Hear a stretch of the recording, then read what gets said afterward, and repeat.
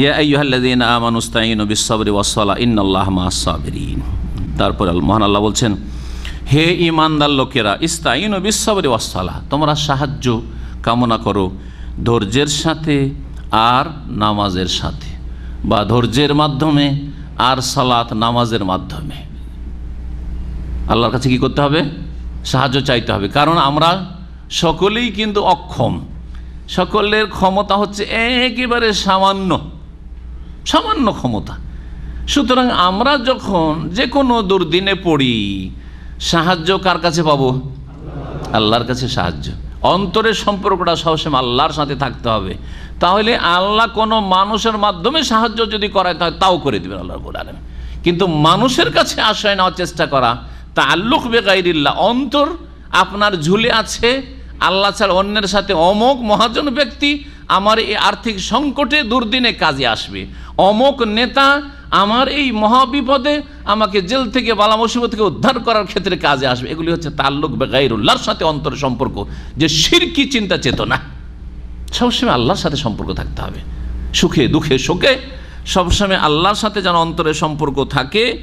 যখন আল্লাহর সাহায্য নেমে আসবে, আল্লাহর কাছে সাহায্য চাইবেন শিরক বিদআত মুক্ত হয়ে, তখন আল্লাহ আপনার জন্য কাউকে নিয়োজিত করবেন। কার মাধ্যমে সাহায্য আসবে ওটা আল্লাহ বুঝেন।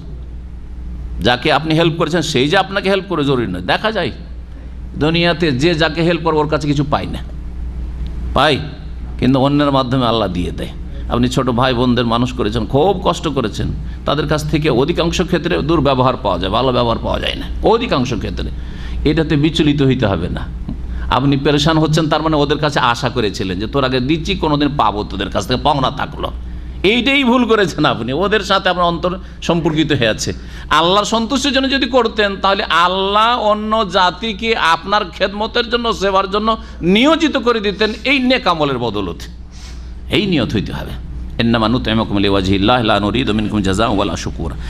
সাহায্য কামনা করো ধৈর্য এবং নামাজের মাধ্যমে। এই জন্য নবী করিম সাল্লাল্লাহু আলাইহি সাল্লামের সম্পর্কে সহিহ হাদিস রয়েছে, যে কোনো সময় কোনো দুঃসংবাদ, ঝুঁকিপূর্ণ অবস্থা, কোনো কিছু হুমকি বা কিছু একটা কিছু টেনশন কোনো কিছু আসলেই ফাজা ইলা সালাতে, ঝাঁপ দিয়ে আসতেন নামাজে, দৌড়িয়ে ছুটে আসতেন নামাজ পড়ার জন্য। 2 রাকাত নামাজ পড়েন।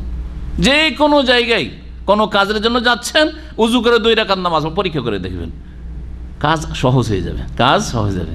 আর নাও যদি হয়তো নামাজের মাধ্যমে আল্লাহর সাথে আপনার অন্তরে এমন একটা সম্পর্ক হয়েছে, যদি না হয় তো মনে সান্ত্বনা, এমন মনে একটা আল্লাহ শক্তি দেবেন যে ইনশাআল্লাহ আজকে না হলে কালকে হবে। আর যদি এটা না হয় তো এতে কল্যাণ নাই, সেই জন্য হচ্ছে না, অন্য কোথাও ইনশাআল্লাহ আল্লাহ কোনো ব্যবস্থা দেবেন, আর দেবেন, অবশ্যই দেবেন। ইন্নাল্লাহা মা'আস-সাবিরিন, নিশ্চয় আল্লাহ রাব্বুল ধৈর্যশীলদের সাথে রয়েছেন। সবর, ধৈর্য কয় প্রকার? এর আগে অনেকবারই বলেছি, ধৈর্য কত প্রকার? 3 প্রকার। কি কি? জি, বিপদ আপদে ধৈর্য ধরা সবাই জানে, এটা সবার জানা, তাই না? বিপদ আপদে পড়লে কি করতে হবে? ধৈর্য ধরতে হয়। বালা মুসিবত যে কোনো বিপদ আপদ হোক না কেন, জান মাল যা কিছু হোক, যার কথা আসছে। আর আল্লাহর আনুগত্যে বা ইবাদত বন্দেগীতে অটল থাকা, এইটাও বড় ধৈর্যের বিষয়। অধিকাংশ মুসলিমরা রমজানে মুসলিম নামাজি, আর সারা বছর 11 মাস নামাজি নয়, অধৈর্য এরা। অধিকাংশ মুসলিম আল্লাহর কাছে দোয়া টোয়া করে, যারা শিরকি বেদাতি আকীদার লোক, দোয়া করার পরে দেখলো যে বালা মুসিবত দূর হইল না, তখন দেখলো যে কাজ হইল না তো। কোরআন হাদিসের একটু ঝাড়ফুঁক করাইল, বুঝে কোরআন হাদিসের দোয়ারও তাসির হইল না। এখন কোথায় পাওয়া যাবে? মাজারিরা মাজারে খুঁজে, যে এখন ওই গোস কুতুবরাই দিতে পারবে, আল্লাহ পারল না দিতে, নাউজুবিল্লাহ। যত বিপদ বাড়ে তত বেশি ও মাজারে যায়। আচ্ছা, যত বিপদ বাড়ে ঝাড়ফুঁক করার জন্য তখন ওই ওঝাদের কাছে যায়, যারা শিরক কুফরি আর মন্ত্র তন্ত্র দিয়ে জাহেল মূর্খ, কোনো কোরআনি দোয়া দিয়ে দম করে না, তাবিজ বানিয়ে দেয়, তাবিজওয়ালার কাছে যায়। প্রথম দমটম একটু করে নিয়েছে আলেমের কাছে, আলেমের কাছে এই দমটমে ফুঁকে হইল না কাজ, এখন তাবিজ নিতে হবে। তাবিজও যদি না হয় তখন এখন এই ছোট শিরক থেকে বড় শিরকে যেতে হবে। কিছু যেতে হবে, এখন মাজারে যেতে হবে। আর তাবিজ অধিকাংশগুলি বড় শিরক, কারণ তাবিজে বড় বড় শিরক লেখা আছে আর মন্ত্রতন্ত্র লেখা আছে। সুলাইমানি নকশার আর ওই আমলে কোরআনি আর এরকম দোয়া তাবিজের যে সব শিরকি কিতাব রয়েছে মন্ত্রতন্ত্রের, ওগুলো থেকে নকশার তাবিজ, সব বড় শিরকি তাবিজ এগুলো। আল্লাহ রাব্বুল আলামিনকে স্মরণ করলে আল্লাহ আমাদেরকে স্মরণ করেন। আল্লাহর দিকে একটু কাছালে আল্লাহ অনেক বেশি কাছান। এই মর্মে অনেকগুলি হাদিস রয়েছে। নবী করিম সাল্লাল্লাহু আলাইহি সাল্লামের হাদিসে কুদসি একটি হাদিস হচ্ছে, ইয়াকুলুল্লাহ তাআলা, মহান আল্লাহ ইরশাদ করেন, মান যাকারানি ফি নাফসি, কেউ যদি মনে মনে আমাকে স্মরণ করে, রাস্তাঘাটে মনে মনে আল্লাহর কথা স্মরণ হচ্ছে, আল্লাহ আমি কাজ নাই, কাম নাই, চাকরি নেই, টাকা পয়সা নেই, আল্লাহ তুমি ব্যবস্থা করো। মনে মনে, মুখে এখন বলে উনি, মনে স্মরণ হয়েছে আল্লাহকে ডাকছে।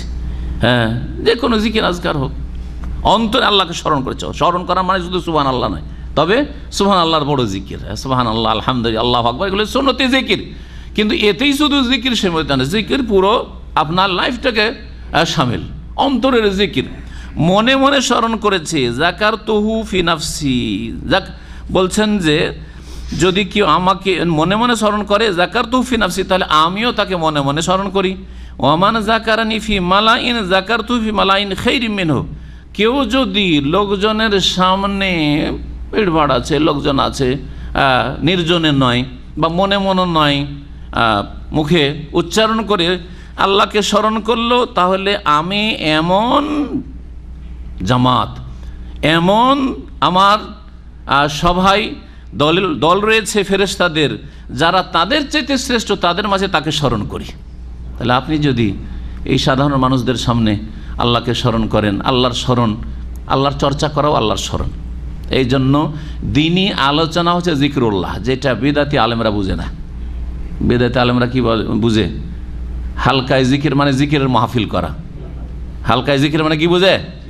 জিকিরের মাহফিল করা, শুধু জিকির বলেন মহব্বতের সাথে, লা ইলাহা, ওর কাছে আল্লাহ নেই। লা ইলাহা মানে কি? আল্লাহ নেই। আর আপনাদের কাছে আছে, আপনারা ইল্লাল্লাহ পড়তে থাকেন, লা ইলাহা। শুনেছেন বক্তাদের? লা ইলাহা।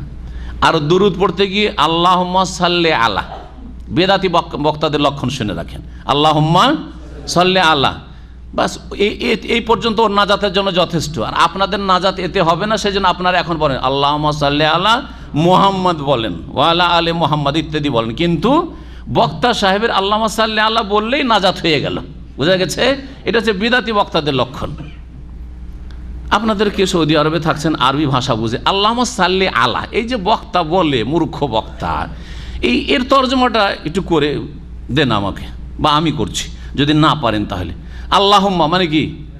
হে আল্লাহ। সাল্লে মানে কি? সাল্লে আমরের সেগা, নির্দেশ, হ্যাঁ, আল্লাহর কাছে, হ্যাঁ হ্যাঁ হ্যাঁ, রহমত বর্ষণ করো। সাল্লে মানে রহমত বর্ষণ করো, ঠিক না? আলা, আলা মানে ওপরে। এখানে থেমে যায় বক্তারা, তাই না? আল্লাহুম্মা সাল্লি আলাতে থেমে গেল, তো কি মানে হলো? হে আল্লাহ রহমত বর্ষণ করো ওপরে। কি বোঝা গেল? রহমত বর্ষণ করো কোথায়? ওপরে। কার ওপরে? হ্যাঁ, কার ওপরে? এই বক্তা বুঝে না, বক্তাও জাহিল বুঝে নাই। আল্লাহুম্মা সাল্লি আলা, আর আপনারা তখন সাইয়্যিদানা করতে থাকেন আপনারা। কথা বোঝা গেছে? হ্যাঁ, আমাদের মগজ কাজ করছে কি করছে না, তারপরেও এদিকে বলছে যে এরা সহি আকীদার ইত্যাদি ইত্যাদি, এরা এখন সংশোধন হয়ে গেছে, হয়ে গেছে, হয়ে গেছে। আউযু বিল্লাহ, কি শিখাচ্ছেন এগুলো? আল্লাহুম্মা সাল্লি আলা, হে আল্লাহ ওপরে রহমত বর্ষণ করো, নিচে না।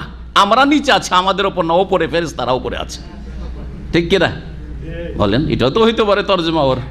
আল্লাহ ওপরে আকাশে ফেরেশতারা আছে, ওখানে রহমত বর্ষণ করো, আমরা নিচে আছে, আকাশে নিয়েছে, আমাদের ওপর না। নাউযু বিল্লাহ, গজব চাইছে আল্লাহর।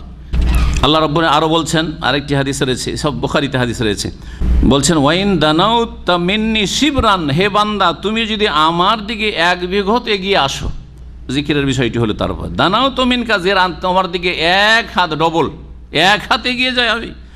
ওয়াইন দানাও তো মিন্নি জেরান, তুমি যদি এক হাত আমার দিকে এগিয়ে আসো, দানাও তো মিনকা বান, তাহলে তোমার দিকে দুই হাত আমি এগিয়ে যাই। ওয়াইন আতাইতানি তামশি, আর তুমি যদি আমার দিকে আস্তে আস্তে হেঁটে আসো, আতাই তোকে হারওয়াতাল, তাহলে তোমার দিকে আমি দৌড় দিয়ে আসি। জি হ্যাঁ, আল্লাহ দৌড় দিয়ে আসেন মানে কি? আল্লাহ সাহায্য করার জন্য প্রস্তুত, আল্লাহ আপনার মনের চাহিদা মেটার জন্য প্রস্তুত, আল্লাহ আপনার হেফাজতের জন্য প্রস্তুত।